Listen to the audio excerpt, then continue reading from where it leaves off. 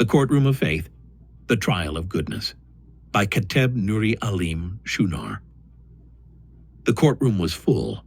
Tension hung thick in the air like Louisiana humidity in the month of July. The judge, the Honorable Justice Caldwell, sat perched high above the proceedings.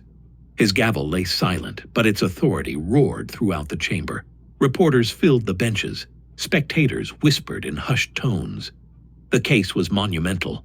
The goodness of the Creator versus the accusations of life's injustices. I, Kateb Nuri Alim Shunar, was called to the stand. The moment was surreal, as if time had taken a sharp breath and paused. I walked forward, not with arrogance, but with reverence. This wasn't a trial against me, but I was the chief witness. "Raise your right hand," the bailiff commanded. "Do you swear to tell the truth, the whole truth, and nothing but the truth, so help you God?" "I do." I sat, heart steady, mind alert. Across from me stood the lead counsel for the accusations, a sharply dressed man with eyes like daggers. Mr. Avery Cross, reputed for tearing testimonies apart with surgical precision. He stepped forward. "Mr. Shunar, born September 10th, 1978 in New Orleans?" "Maybe." "You claim to believe in the goodness of the Creator, is that correct?" "Without a doubt."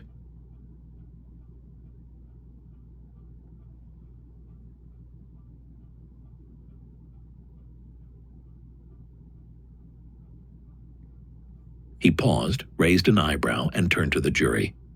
"Then let's begin, shall we?" He walked toward the center of the room. "Mr. Shunar, let's talk about October 10th, 2006, your firstborn son, born with hypoplastic left heart syndrome, 9 days old. You remember?" The courtroom grew still. My throat tightened. "I remember." "You prayed, you cried, you pleaded, you fasted, you trusted, you believed, and yet your son died." A gasp echoed through the gallery. "Tell me, Mr. Shunar, where was your Creator's goodness then?" I looked him dead in the eye. The same place he was when his own son hung on a cross, still sovereign, still loving, still present. Outbursts erupted. Some shouted, "Amen," while others scoffed. Justice Caldwell slammed his gavel. "Order! Order!" The lawyer smiled smugly. "Touché." He paced. "Let's go further. Georgia, you were doing good works. Your faith was as loud as a trumpet. Yet you were sabotaged by those you served, lied on, backstabbed, ruined. You were mocked and dismissed. Where was your Creator in that betrayal?"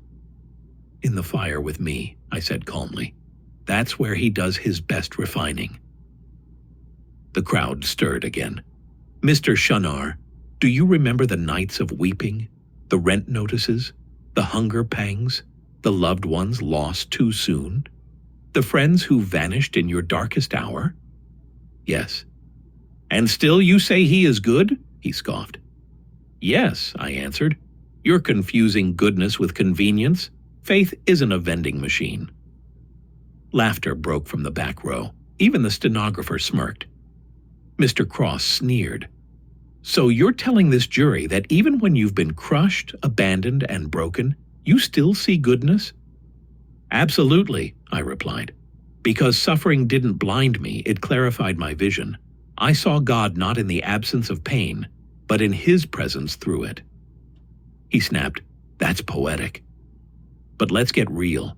Let's talk about the pitiful job offers. The times you gave and got nothing back. The missed promotions, the closed doors, the betrayal by so-called spiritual folk. You remember the sting?" "I remember every sting, but I also remember how I didn't lose my mind. How peace wrapped me like a blanket when it made no sense. That's not coincidence. That's goodness." The lawyer rolled his eyes. "Oh, so you're saying unanswered prayers are evidence of love?"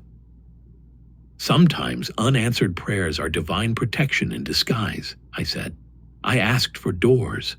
God gave me wings." The courtroom rumbled with murmurs. He leaned in, voice quieter, more sinister. Then tell me this, if God is so good, why did you feel unworthy? Why did you feel unseen, unloved, and forgotten? Because I believed the lies whispered by my pain, but the truth never stopped being true. The lawyer fired again. Why did you stay in a storm with no end in sight? Because the one who calms storms was in the boat with me. A woman in the crowd wept. A man shouted, "Say that again!" Mr. Cross snapped, "Mr. Shunnar, can you name a single moment when all your prayers were answered the way you wanted?" No. He leaned in with a smug grin. Then what's the point of faith? Because faith isn't about getting what I want. It's about trusting the one who knows what I need. Silence fell like thunder. He tried to regroup. Let's go back to that hospital room. When your son's heart stopped. Where was your miracle? I was the miracle, I replied. The fact I didn't curse God. The fact I didn't go mad. The fact I could stand again, that is a miracle. That's grace. Cross shook his head. So now you're calling loss a gift? I smiled faintly. Sometimes the darkest pain carves the deepest wisdom. I didn't lose my son. I released him back to the one who loaned him to me. A collective gasp echoed. The crowd couldn't sit still. Cross waved his hand. Your Honor, I move to declare this witness emotionally compromised. The judge raised an eyebrow. Denied. Continue. He sighed, clearly irritated. All right, let's address the hypocrisy. You speak of goodness, yet the world burns. Children suffer, innocents die, churches lie, governments fail. Where's the goodness in this world? Goodness doesn't eliminate evil, I answered. It overcomes it. It shows up in the helpers, the healers, the quiet acts of love that never make headlines. He chuckled dryly. Sounds like wishful thinking. It's anchored knowing. He turned frustrated. You ever just wanted to scream at the heavens? I have.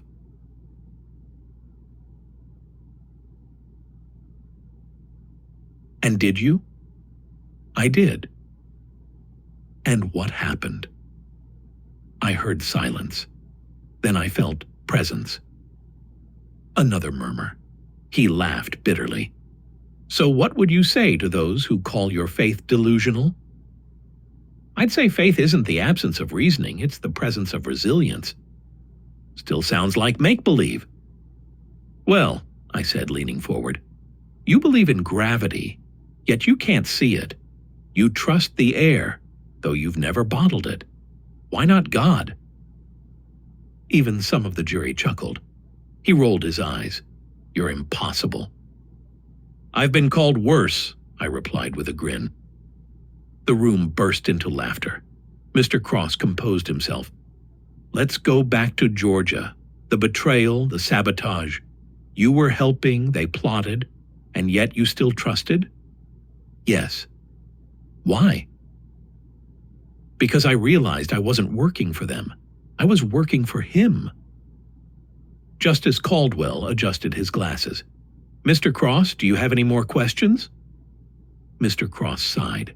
Just one. Mr. Shunnar, if you could go back and remove all the pain, the betrayal, the loss, would you? I paused. The silence was deafening. No, I said, because it was the pain that revealed the depth of his goodness. Without it, I would have only known theory. Now, I know truth. Cross threw up his hands in defeat. The judge nodded. Ladies and gentlemen of the jury, you've heard the testimony. Now you must decide, has the goodness of the Creator been proven beyond reasonable doubt? The jury whispered. People wiped their eyes. One juror, a woman in her 70s, nodded through tears. I stepped down from the stand, not because I won, but because I had stood. In that courtroom not of marble and wood, but of soul and spirit, I testified not to escape pain, but to reveal purpose. The Creator's goodness wasn't on trial, it was being revealed, and the verdict was written in every heart that heard the truth.